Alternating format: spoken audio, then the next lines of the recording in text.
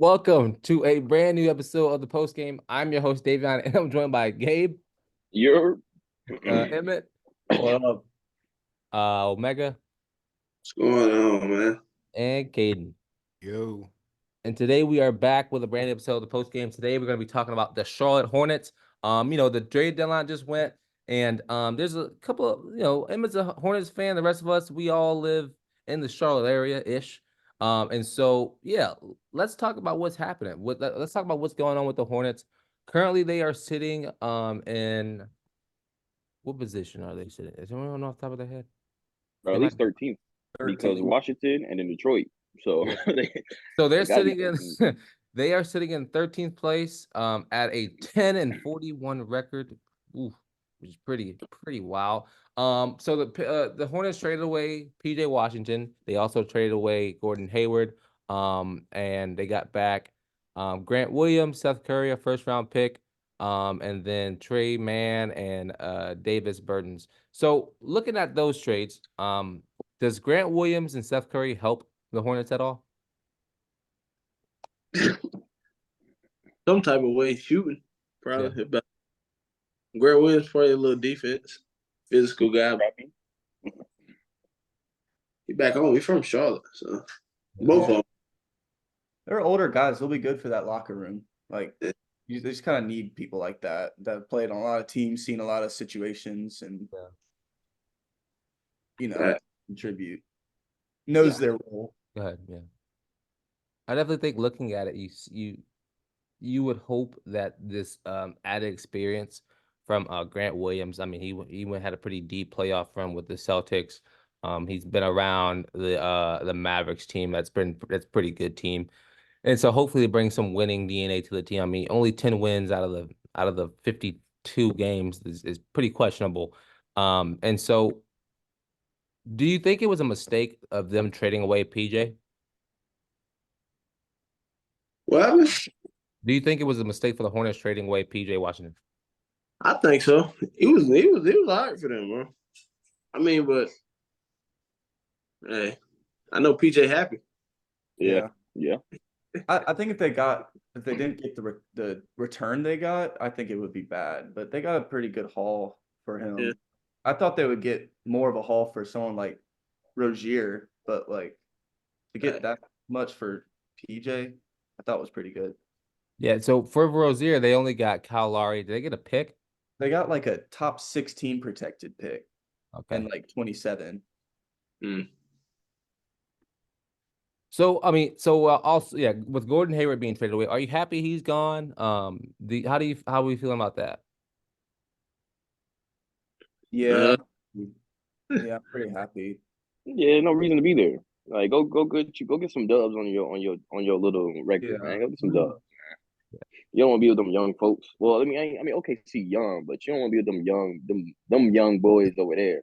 They're more like young, immature. Like they don't have no future. They want the check. They want that. I mean, I don't blame them, but still, nah. Like, come on, you. This your job. Like the way they treat it, it's like, oh, now that we doing this, we gonna get with car, we gonna get this Lambo, we gonna get this crib, we gonna get this ice. What it's gonna have was frozen. Nah.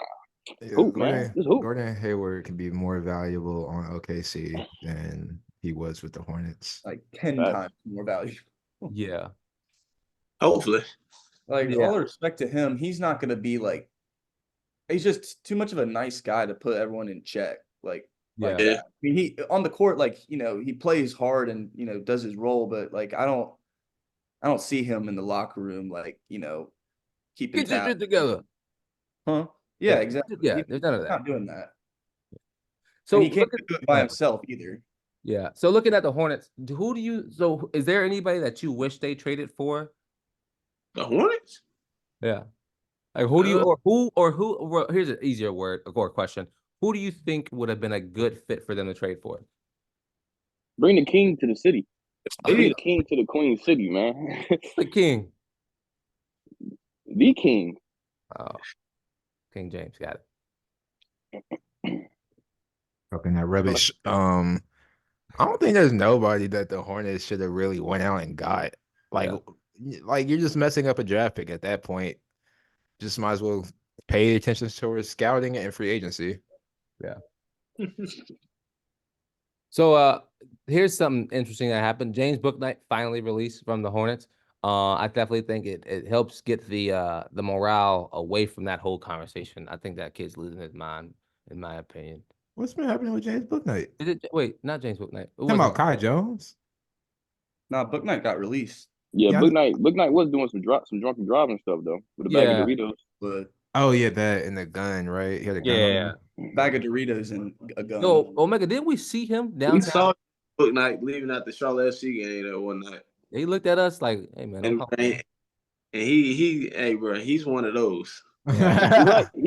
He like strolling through the city, man. He like strolling through the city. Bro, why? But why? Same reason We lit LaMelo out. does We lit out it. here, man. Same reason that Miles Bridges does it because they're immature and They would that is an immature team though, bro. Yeah. So looking at the Hornets, and looking at the trade deadline, Miles Bridges declined to be traded from the Hornets.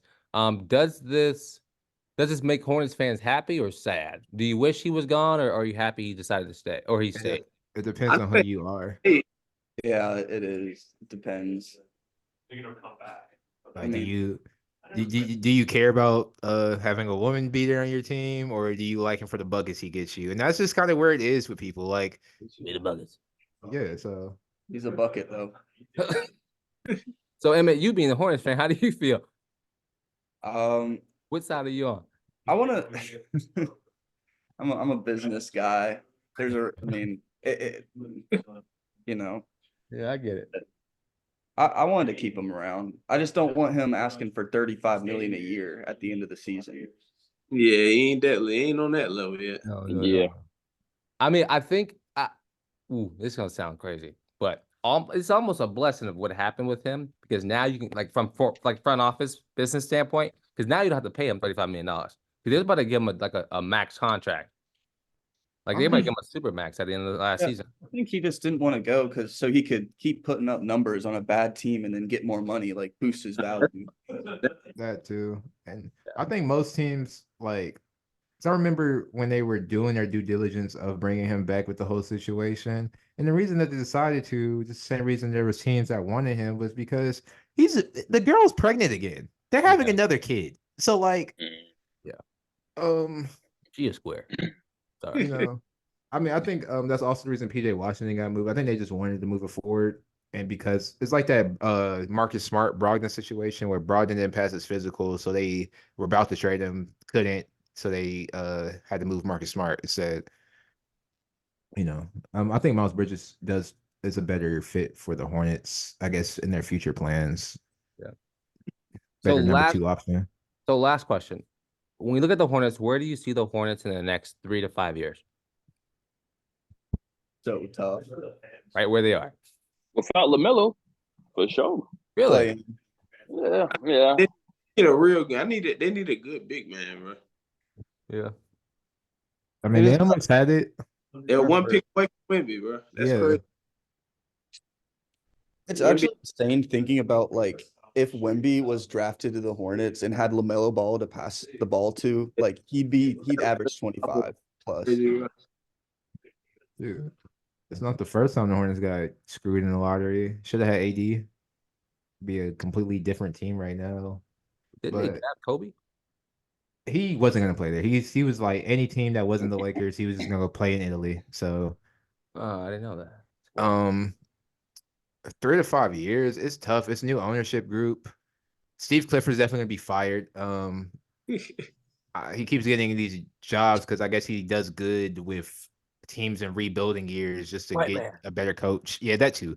I can see LaMelo sticking around. It's just Charlotte's draft picks over the years have been like you have a few ones that worked and a lot of them that have not. I don't see LaMelo leaving. Like I feel like he's one of those players where it's like, okay, I'm gonna sit here, I'm gonna make like $500 million in my contract, and I'm not gonna leave. Like I feel like there will be times where there will be problems, but I don't think he'll ever leave Charlotte. I think this is home for him, which is crazy to say out loud, but I feel like now he's gonna realize that, like, listen, I can go to another team, stink it up for a couple years, and then not have anywhere else to go, or I could be the number 1 on this team, stink it up, and still make $100 million. So I think he'll be here to stay for a while, and I'm not expecting him to be on the road or on the move anytime soon. But You know who should be on the road? who? Jordan Poole. Okay. Yeah. Anywho, any final thoughts you have on the Hornets though? No. I'll be a Hornets fan when LeBron retires. Yeah, So. 8 years for that to happen. Yeah, man. I just hope in my lifetime I could see the city have a good basketball team, like an actual competent championship contending basketball team. Doubt it. Hopefully.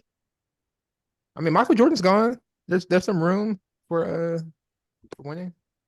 That's what's gonna happen. Once LeBron retires, he's gonna buy the team.